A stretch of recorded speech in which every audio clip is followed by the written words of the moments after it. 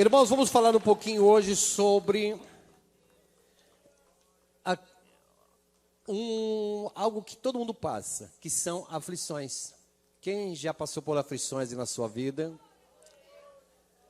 As aflições que nos entristecem, as aflições que muitas vezes nos deixam com vários questionamentos, as aflições que nos deixam até mesmo sem força de levantar a cabeça em alguns momentos da nossa vida. Mas Paulo, ele fala aqui conosco nesta passagem que os efeitos das aflições, ela traz para a gente um resultado muito positivo. Mas como assim? Nenhum ser humano ele consegue dizer, eu não quero, eu não vou passar por aflições. Nenhum ser humano consegue detalhar dizendo, a minha vida será desta forma.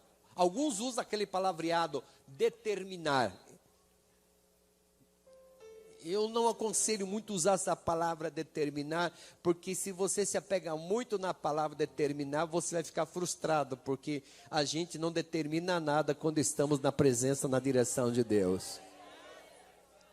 O que nós fazemos é, nós falamos, nós oramos, nós pedimos, nós confiamos, mas quem aprova tudo é o Senhor na nossa vida. Então eu quero chamar vocês, irmãos, aqui para uma reflexão. No mesmo capítulo que lemos, Paulo, ele inicia desta forma. As coisas visíveis são opostas às invisíveis. Será que você consegue entender que nós estamos aqui num lugar visível? Você me vê, eu te vejo, você consegue caminhar com facilidade, sem tropeçar, porque você tem a luz para você ter uma direção norte. Mas quando falamos nas invisíveis, aquilo que não está diante dos nossos olhos, a pergunta é, você acredita que existe o invisível? Você acredita? Como eu posso afirmar para vocês que o Senhor Jesus está aqui entre nós?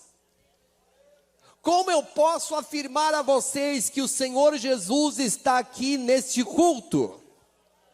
Como eu posso afirmar, alguém curioso fica olhando, onde é que ele está, onde ele está? Mas se você é espiritual, já entendeu o propósito de Deus, ele está aí com você, tocando no seu coração, te fortalecendo e dizendo, ó, está passando por aflição, fica firme, porque Jesus vai te tirar dessa situação. Está passando por um momento difícil, confia inteiramente no Senhor, que você vai sair dessa situação.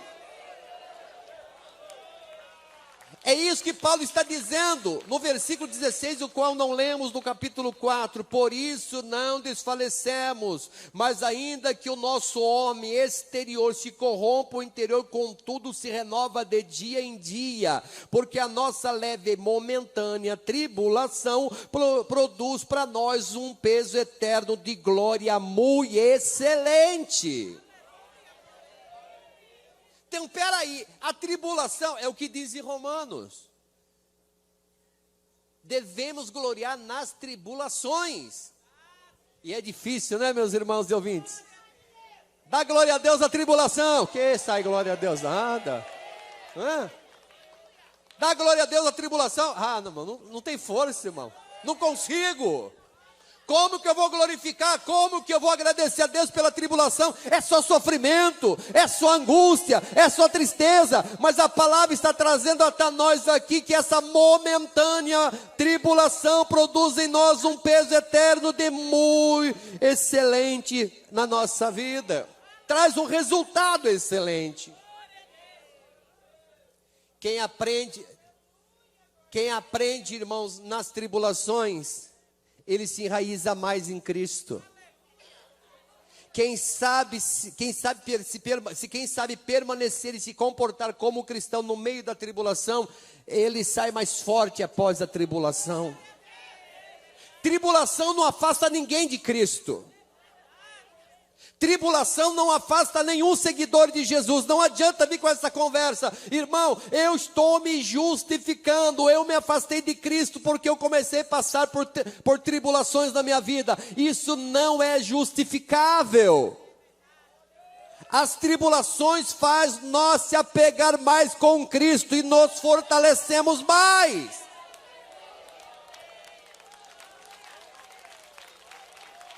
Porque a nossa leve e momentânea tribulação produz para nós um peso eterno de glória muito excelente. E o versículo 18, irmãos, eis aí o desafio para a igreja, para o povo hoje. Eis aí o desafio, não atentando nós das coisas que se veem, mas das coisas que não veem, porque as que se veem são temporais, e as que não veem são eternas. Como eu vou entender isso, irmão? Eu estou mais apegado naquilo que está diante dos meus olhos, eu estou mais apegado naquilo que eu posso tocar, eu estou mais apegado, eu confio mais naquilo que está diante dos meus olhos, mas a vida do crente, a vida espiritual vai muito mais além do que isto. E é por isso que as coisas que para nós é impossível, ela se realiza pelo poder do nosso Deus. As coisas que são impossíveis, nós poderíamos aqui, olha, pontuar várias coisas que para nós é impossível. E que a Bíblia já revelou que Ele, o nosso Deus, faz se tornar possível. Eu tenho várias passagens de Bíblia que eu posso compartilhar com vocês. A morte e ressurreição de Lázaro. Quem acredita que isso aconteceu de verdade?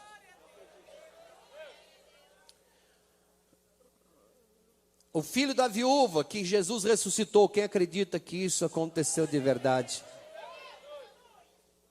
Quem acredita que isso aconteceu mesmo?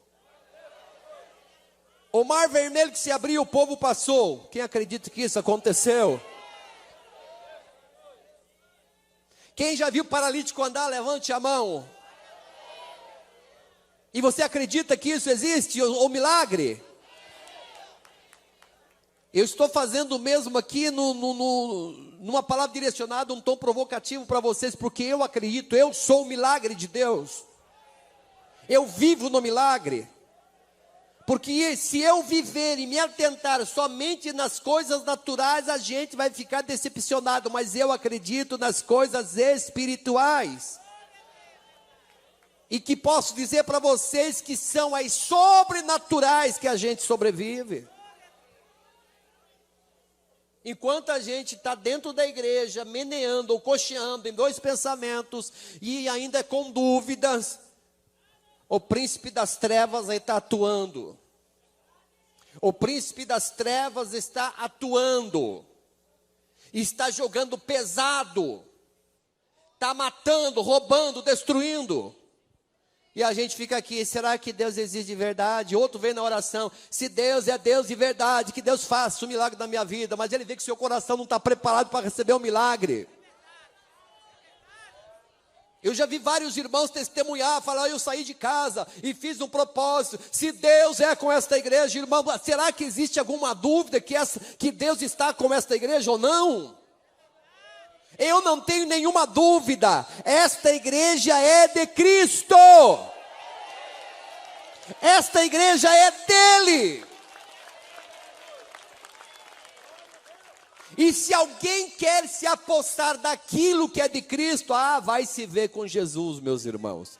Porque quem tem o direito 100% da igreja é aquele que deu a vida por ela. Aquele que deu a vida por ela.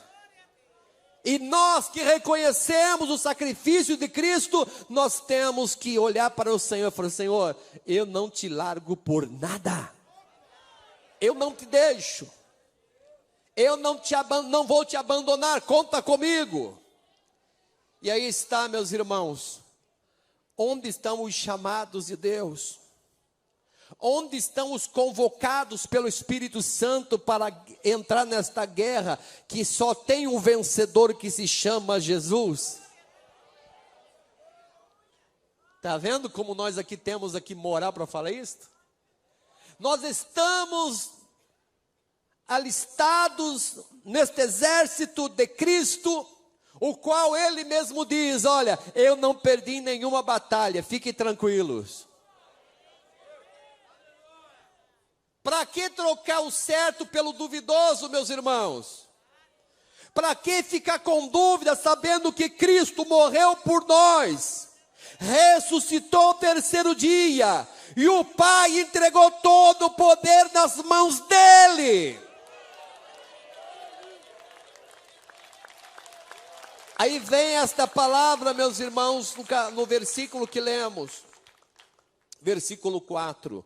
Porque também nós, os que estamos neste tabernáculo, gememos carregados, não porque queremos ser despidos, mas revestidos, para que o mortal seja absorvido pela nossa vida.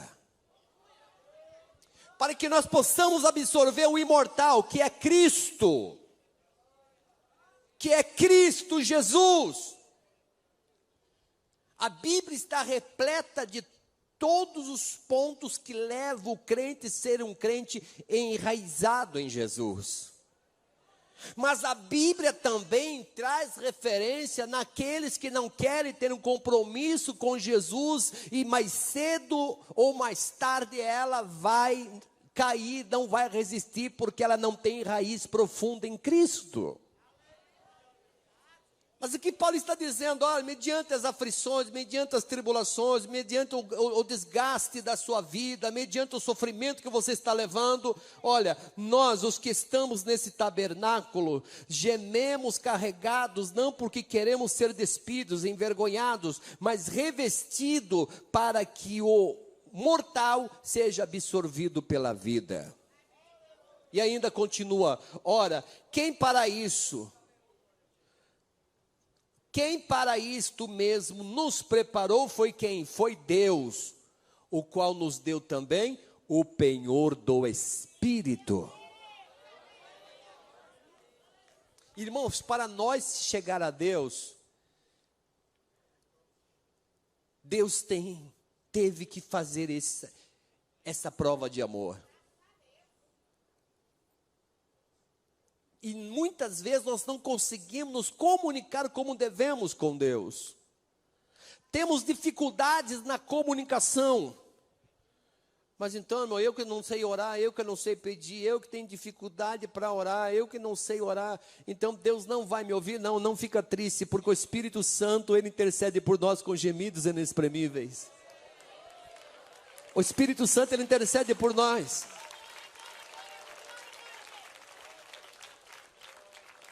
Porque o Senhor nos deu Ele como um penhor, pelo que estamos sempre de bom ânimo, sabendo que enquanto estamos no corpo, vivemos ausentes do Senhor, no físico. Tem irmão que fala assim, irmão, se Jesus descer do céu no corpo dele, falar comigo, eu aceito Ele no mesmo instante. Se Ele descer do céu com a glória que Ele tem, quero ver se você vai continuar vivo. Se Ele não tiver misericórdia, se Ele descer com toda a glória que Ele tem, a terra vai se derreter. E tem alguns que ficam falando, se Jesus Ele descer num corpo de glória aqui na minha frente, eu vou aceitar Jesus, mas fica tranquilo que Ele pega você do outro jeito, viu? Fica tranquilo que Jesus vai te dar um jeito. E você vai se convencer e dizer, não Senhor, não será necessário o Senhor descer com toda a sua glória. Eu já posso sentir da minha vida a sua presença. Aleluias. Pelo que estamos sempre de bom ânimo, sabendo que enquanto estamos no corpo, nós vamos enfrentar essa guerra constante. A guerra que estamos vivendo é uma guerra travada. É uma guerra que a gente passa a todo instante. A gente inicia o dia alegre, feliz, depois vem lá antes do almoço alguma coisa que nos entristece, a gente fica triste, e lá mais tarde magoa o coração da gente, depois a gente volta para casa assim, olha, cabisbaixo, desanimado, fala, Senhor, hoje foi um dia terrível, Senhor. Jesus, tem misericórdia. Chega em casa, cabisbaixo, desanimado, e falou: Senhor, tem misericórdia, o dia hoje não foi bom, o dia hoje não rendeu, as pessoas que eu esperava uma palavra, acabei levando uma pancada. Jesus, e agora? Senhor, tem misericórdia. E você vai para a cama, vai orar, depois vai, adormece, mas nesse processo do seu sono até o amanhecer, você se revigora, se renova. Olha que presente que Deus dá para a gente não valoriza. Está cheio de problemas. E não adianta você querer compartilhar seus problemas com outras pessoas, porque isso vai só complicar, só vai dificultar mais a sua vida. Mas a partir do momento que nós confiamos 100% em Cristo, sabendo que Ele cuidará da nossa vida, que Ele vai nos ajudar nas nossas inquietações, sabe o que vai acontecer? Você vai deitar, vai dormir e vai acordar, porque o Senhor o sustenta. O Senhor vai te sustentar. Mas aqueles que não têm raiz profunda em Cristo, a primeira coisa que ele faz: não, irmão, que isso? Cadê o amor da igreja? Cadê o amor desta igreja? O que está acontecendo? Teu irmão olha para a gente com a cara feia, meu Jesus. Dá até medo. Olha aquela irmã como é que está. Jesus tem misericórdia. Será que ela é transformada? Será que ele é Coloca defeito em tudo. O cidadão coloca defeito em tudo, porque ele não consegue enraizar em Cristo, ele não consegue cultivar intimidade com Deus. Então ele acha que o problema dele está com outras pessoas.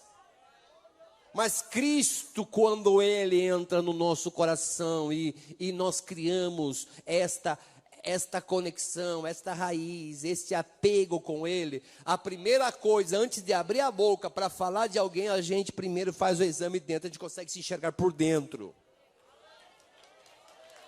Consegue se enxergar. Eu já falei e volto a falar, mas sempre tem alguém primeira vez para ouvir isto. Nós seres humanos, o qual eu me incluo, infelizmente nós temos esse hábito, primeiro, de transferir o nosso problema a terceiros. Mesmo que eu seja o causador, eu lanço isso e quero sair como vítima. E tem gente que acredita nisto. Oh, irmão, coitadinho, olha como ele fala até chorando. Ele consegue ludibriar, ele consegue enganar com as suas palavras e com as suas lágrimas. Mas de repente ela é o causador do problema. E você sabe que tem gente que ganha outro com lágrimas, né? Com lágrimas. Ai, mas lágrima quando rola no rosto da pessoa é sinal de quebrantamento. Não se engane. Que alguns são atores para chorar. Chora, parece que anda com uma reserva de lágrimas aqui. É para chorar agora, aí a lágrima corre. Mas os crentes verdadeiros são conhecidos. Os verdadeiros quebrantados é conhecido na igreja. Os crentes que vêm para cultuar e adorar o Senhor são conhecidos. Mas infelizmente nós, como seres humanos, o qual eu me incluo também, agimos desta forma. Queremos lançar a culpa sempre para outras pessoas e nós, mesmo sendo o causador, queremos sair bem. Outro ponto que nós fazemos isso com facilidade. Conseguimos achar solução para problemas de outras pessoas, mas eu não consigo resolver os meus próprios problemas. Não consigo. Está mais fácil de tentar ajudar a arrumar a casa do vizinho do que arrumar a própria casa dele. E aí a gente começa a notar, meus irmãos, essas falhas. Queremos apontar, queremos julgar, queremos dizer, mas de repente a minha vida está pior do que daquelas pessoas que eu julgo que precisam ser melhoradas. Então, que a Bíblia nos ensina isso, julgar-se a si mesmo, é você ter essa condição de você fazer um próprio julgamento de você mesmo. Como se olhar no espelho e você pudesse ver no reflexo do espelho por dentro, lá na alma. E Paulo está dizendo bem claro, olha, essa momentânea tribulação que você está passando, fique tranquilo, você não vai morrer disso não. Você não vai perecer não. Sabe o que vai acontecer? Vai produzir em você um peso eterno de glória muito excelente. Então nós precisamos abrir o coração e aceitar isto. Um dia tudo isso vai acabar, meus irmãos. Vai chegar um dia que nós não vamos precisar mais de orar, congregar, cultuar. Estaremos na glória com Ele. Mas enquanto estamos aqui, é esse desafio que estamos vendo no dia a dia. Eu sei que tem gente que chegou aqui doente, triste, angustiado, negócio lá em casa não está nada bem, as coisas estão indo de mal para pior. Você saiu do trabalho e veio para a igreja, mas o clima lá no seu trabalho também não está nada bom. E você veio hoje aqui para ouvir a palavra do Senhor. Mas o Senhor está me dizendo que hoje Ele vai te levantar e te dar um ânimo para você, para que você possa sair daqui com a cabeça erguida. Com a cabeça erguida e dizendo, eu sou mais do que vencedor. Jesus está comigo.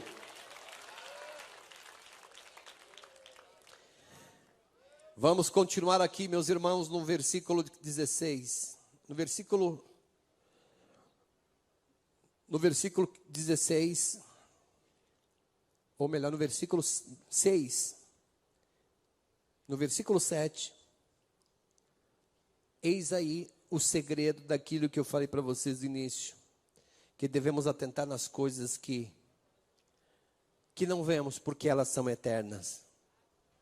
Porque o que nós vemos aqui, o que está diante dos nossos olhos, são passageiros, meus irmãos. Passa rápido. Mas olha o que a Bíblia está dizendo aqui no versículo 7. Porque andamos por fé e não por vista. Andamos por fé e não por vista. Mas temos confiança e desejamos antes deixar este corpo para habitar com o Senhor. Para habitar com Ele. Irmãos, a gente chega, irmãos, num certo momento da nossa vida, que a gente nota que o que seria da minha vida sem Cristo? O que seria da minha vida sem Jesus? O que esse mundo tem de bom para oferecer, falando para a eternidade? Para a eternidade. Eu confesso a vocês, irmãos, que cada viagem que eu faço, eu volto muito pensativo, pensando nisto. Por onde eu já passei, por onde eu pastoreei, e quando Deus me dá a oportunidade de retornar novamente àquele local para uma pregação, para um culto, eu fico olhando e falo, meu Deus, quantos irmãos aqui que ouviram a mensagem, que eram companheiros de lutas e já não estão mais conosco, já partiram. Quantos momentos bons compartilhamos, quantos momentos tão gostosos a gente estava junto e hoje já não estão mais entre nós. E a gente acha que a gente veio aqui para viver eternamente aqui, né? Imagina se fosse eterno aqui, irmãos. Com 100 anos, a gente já está pedindo misericórdia para Jesus levar a gente logo, né? Estou falando sem exagero, mas tem irmãos aí que estão com 40, 50, 60 anos e já está querendo ir embora. Tem gente aí com 40, 50 que não vê a hora de ouvir a trombeta tocar e ir embora com Jesus. E a Bíblia diz que esse é o desejo dos salvos. O desejo do salvo é estar com Cristo. E O próprio Paulo está dizendo no versículo 8: mas temos confiança e desejamos antes deixar este corpo para habitar com o Senhor. Pelo que muito desejamos também ser agradáveis, quer presente, quer ausentes. Paulo dizendo: eu gostaria tanto de falar bem tranquilo com vocês, mas infelizmente há momento que não é propício a isso. Há momentos que a palavra do Senhor, ela vem confrontar a gente, dizendo: acorda. Como muitos dizem, dá um choque de realidade na vida da gente, chama a gente. A Bíblia Sagrada, a palavra de Deus, ela age desta forma. A Bíblia, ela age nessa direção. Então, quem gosta de ler a Bíblia, meus irmãos, você vai ter aí a Bíblia, a palavra de Deus, uma fonte inesgotável de conhecimento, de orientações e também, irmãos, palavra para nos repreender. O pai repreende e castiga o filho que ama. Mas castigar, que amor é este? Para alguns pode, como diz os hispanos, sonar um pouquinho diferente, mas esta é a direção. Por que o pai repreende o filho quando ele está errando? Porque se não houver repreensão, o filho vai seguir um caminho totalmente contrário à vontade do pai. Eu sei que ser repreendido, irmão, não é tão bom. Ser castigado não é tão bom. Todo mundo gosta daquela palavra assim: ô homem de Deus, Deus está na sua vida. Quem é que não gosta, meus irmãos? Eu vejo, irmão, em você a glória de Deus, a perfeição de Deus. Olha, minha irmã, como ela está cheia de Deus. Oh, meu Deus. Até glória a Deus sai, né? Mas quando vem uma repreensão, quem recebe a repreensão e não está preparado, ele passa a perseguir, a odiar e nem orar mais pelo pastor, porque achando que o pastor está usando essa palavra propositalmente. E a palavra que sai daqui, meus irmãos, se algum pregador quiser usar de propósito para atingir, para ferir alguém na igreja, ele vai dar conta com o verdadeiro pastor desta igreja, que se chama Jesus.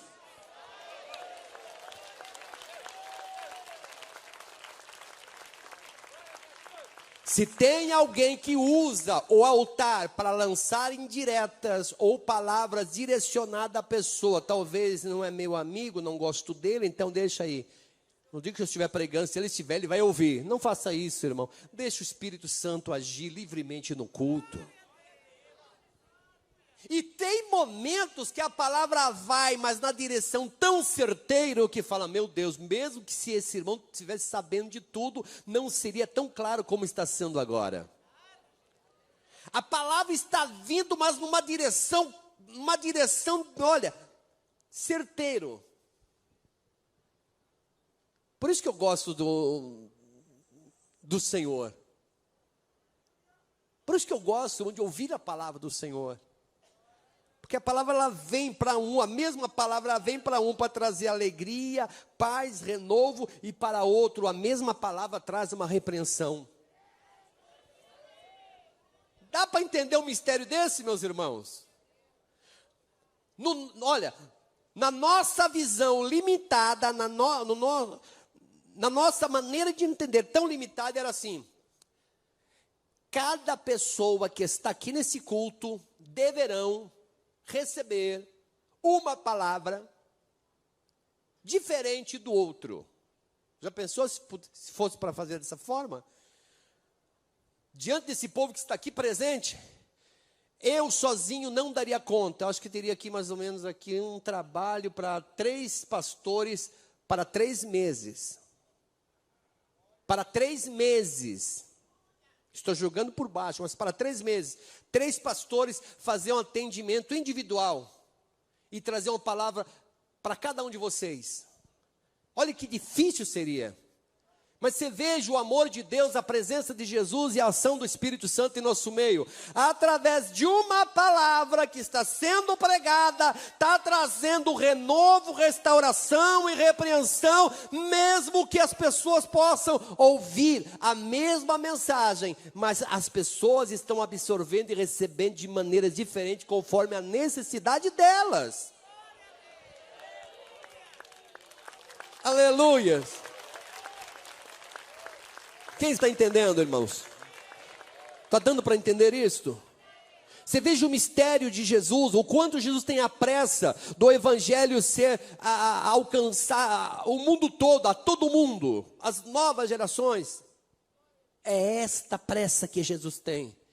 Através de uma palavra, de uma mensagem, a palavra ela vai em direção à pessoa. E alguns vão falar, glória a Deus, eu preciso disso. Outros falam, oh meu Deus, essa palavra não está boa para mim. Porque a palavra confronta, se ele está em pecado, a palavra vai lá. Se ele é enganador, a palavra vai lá. Se ele está pecando, a palavra vai lá. Se ele está pensando em tirar a própria vida, a palavra vai lá, olha. Quer uma prova? Está aqui, meus irmãos, olha só, presta atenção, irmãos. Eu quero ser bem claro com vocês. Neste versículo, no versículo 16, todos vocês estão me ouvindo agora. Como você tem se comportado diante das aflições? Como você tem se comportado? Aí a gente começa no meio do povo a perguntar, como você tem se comportado? Mas seja sincero, como você tem se comportado diante das aflições? Ele fala, eu tenho dobrado os meus jejuns e as minhas orações para receber de Deus força. Outro fala, ai, mas eu estou pensando em desviar, irmão. Estou aguentando não. Parece que todo mundo está me odiando, até a igreja parece estar contra mim. Você veja que a mesma palavra, a mesma exortação, a mesma orientação, ela é lançada sobre o povo para ouvir e algumas absorvem diferente da outra. Mas aqueles que recebem dizendo, eu estou precisando ouvir esta palavra, eu preciso ser, se o Senhor está me repreendendo, primeiro, não porque Ele não me ama, mas é a prova do verdadeiro amor dEle para comigo. É a prova do amor dEle. Aí dá para você já se identificar. Quando as aflições chegam até a gente, como eu me comporto? O que passa no meu coração? O que eu faço? Aí você tem a resposta para você das perguntas que muitas vezes você está fazendo. Senhor, o que precisa melhorar na minha vida? O que está precisando ajustar na minha vida? Mas hoje você vê aqui, hoje irmãos que estão nos ouvindo do outro lado, a longa distância, ou perto, estão ouvindo esta palavra para que você faça uma reflexão. O que eu estou precisando? Onde eu preciso melhorar? Como farei para cultivar a intimidade com o Senhor? Paulo ele discorre todos esses versículos e ele chega nesse ponto. No versículo 8. Mas temos confiança. E desejamos antes deixar este corpo para habitar com o Senhor. O meu desejo é deixar este corpo e habitar com o Senhor eternamente. Ah, meu Deus, irmãos. Esta palavra que pessoas estão preparadas para receber, falam, meu Deus, eu não tenho vontade de deixar esse corpo não, gente. Deixar o corpo aqui agora? E os meus planos? E os meus sonhos, e o casamento, e os netos, e a casa própria que Jesus prometeu, mas ele prefere ficar aqui sofrendo para ver a casa própria. Na casa de meu pai há muitas moradas, disse o Senhor.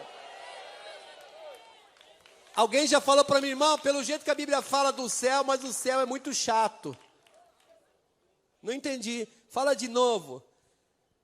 Ah, do jeito que eu leio a Bíblia aqui, lá no céu a gente vai só cantar, cantar e andar nas ruas de ouro. É muito chato.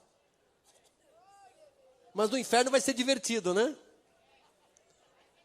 No inferno, como é que é o inferno?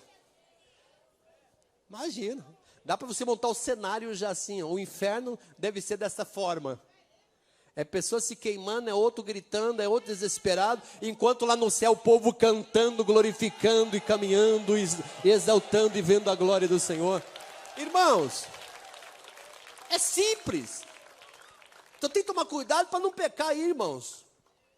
Eu discordo completamente com pessoas que falam, mas o céu é chato. Chato para quê? Olha que coisa. Que ponto de vista errado. Irmãos, se vocês conhecerem a história de mártires, daqueles que morreram por amor ao Evangelho, você vai dizer, irmão, eu não passo aflição nenhuma, irmão. Eu não passo por tribulação nenhuma. Eu não passo tribulação nenhuma. Quiseram pregar Pedro lá, falaram, não, me pregue de cabeça para baixo aqui, porque é muita honra ser pregado como o Senhor foi. Irmãos que foram lançados no meio dos leões. Você nega Jesus, que está tudo bem. E ele falou, não, nós não negaremos ao Senhor. Não vamos negar, não. Aí chamava ainda a plateia toda para assistir as feras devorando os cristãos. Então a gente chora, desculpa irmãos a expressão, mas que eu vou usar essa expressão mesmo. Vou usar essa expressão para vocês entenderem. A gente chora de barriga cheia. Reclama de barriga cheia. Reclama de barriga cheia. Está difícil fazer o regime. Está difícil perder o peso. Está ganhando peso, um peso atrás do outro. E mesmo assim reclama. Está difícil, Jesus, a tribulação, a angústia, os irmãos estão contra mim, irmão, pelo amor de Deus. Olha para o seu irmão que está ao seu lado, olha bem para ele. E nem precisa perguntar nada, mas saiba que este irmão e esta irmã que está ao seu lado estão aqui com o mesmo objetivo. De ir para o céu. Não tenha seu irmão ao seu lado como seu inimigo, a sua inimiga.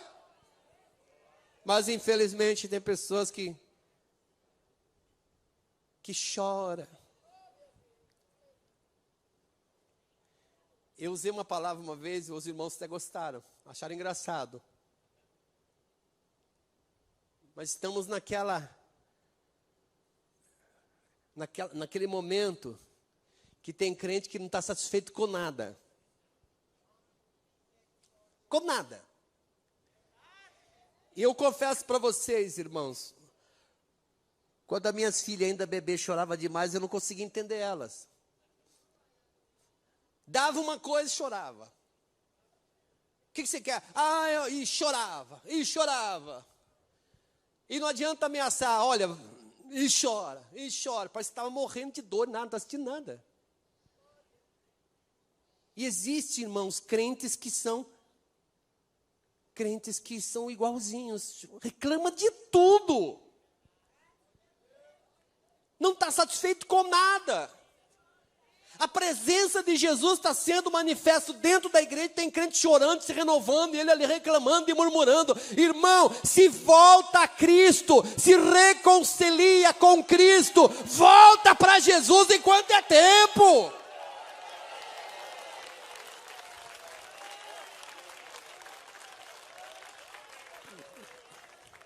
Aí quando as crianças de casa choravam demais, chorava, sabia que não era doença, não estava doente, não estava com nada, mas chora. O que tem que fazer?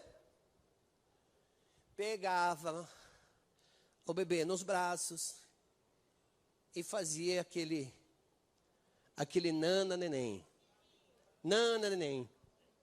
E tem crente em nossos dias que é um nana neném também. Tem que tomar cuidado no que fala para o bebê, porque senão fica irritado e diz, eu quero, e vira com aquela choradeira. Né? É o nananeném. E tem que fazer aquela oração nananeném também. Papai do céu, consola esta criança. Tá chorando demais. É o desafio, meus irmãos. Jesus deu casa, Jesus deu saúde, deu emprego e está lá reclamando. Deus deu livramento. O diabo quis te matar e não conseguiu, e você aí reclamando. O diabo está querendo roubar a sua esperança, e você está vendo que levanta a cabeça. Olha, entenda, vou repetir novamente a mensagem que talvez você não entendeu. Porque a nossa leve e momentânea tribulação produz para nós um peso eterno de glória e muito excelente.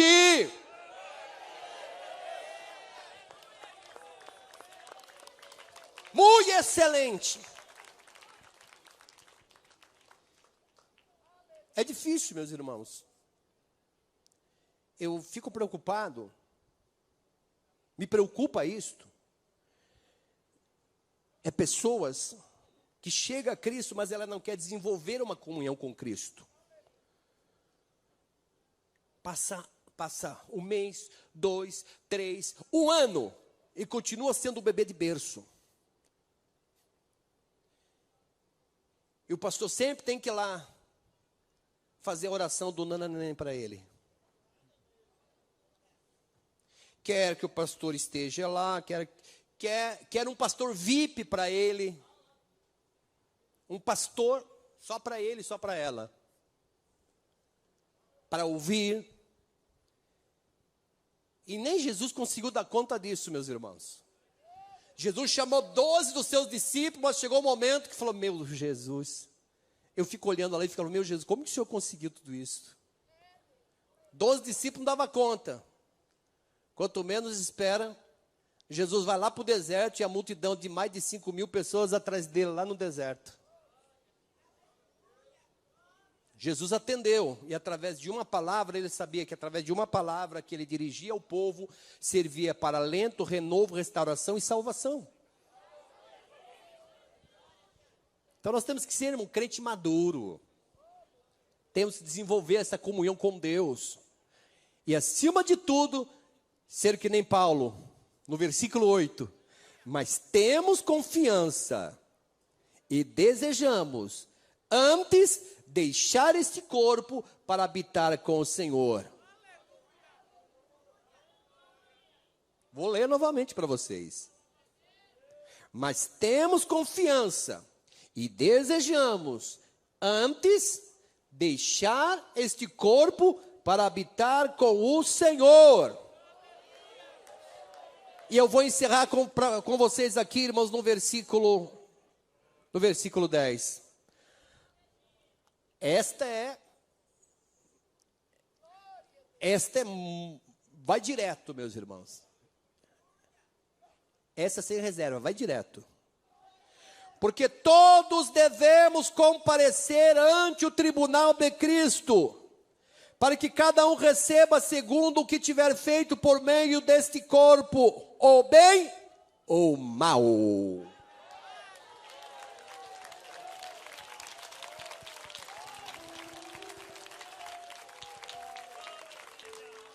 Irmão, você deixou isso para o finalzinho? Finalzinho. Tudo que nós fizermos por esse corpo aqui, nós vamos dar conta diante dele. Glorificado é o nome do Senhor, que esse corpo que você tem possa apresentar diante de Deus, porque fez coisas boas. Mas se fez coisas más, vai ter que prestar conta também. Porque todos nós devemos comparecer ante o tribunal de Cristo. Então, pegando esse conteúdo, esta palavra, a gente chega a um certo ponto de vista igual Paulo. Sabe por que eu estou dizendo a vocês que essa momentânea tribulação traz para nós um peso excelente? Porque quanto mais tribulação a gente passa, mais apegado e mais a gente vai reconhecer que nós precisamos de Cristo. E a gente não olha mais para o mundo com aquele olhar de desejo. Lá a gente tem um olhar diferente para as pessoas que estão nas drogas, na prostituição, na vida do crime. Pessoas que falam o que vem, não tem freio, fala o que vem, fala bobagens, critica, zomba. A gente tem pena dessas pessoas, porque a gente passa a ter um olhar de misericórdia. Mas quando a gente não tem esse olhar, como um cidadão do céu, a gente faz de tudo para tentar ganhar vantagem em cima de outras pessoas. Aí é um assunto que vai mais além ainda. Eu quero deixar isso para outras oportunidades. Então, meu irmão, fique tranquilo. Não fica de olho lá no vizinho. Ele está melhor do que eu. Se eu fizer o que ele faz, vai dar certo? Não vai dar certo. Não vai ser a mesma coisa. Porque Deus tem um projeto na sua vida, é diferente do dele. O projeto que Deus tem na sua vida é diferente do outro, irmão. Entenda isso. Mas o principal, encerro essa mensagem agora, o principal de tudo, oremos e pedimos ao nosso Senhor para que nós não venhamos sair do centro da vontade dEle. E eu encerro por aqui, Deus abençoe.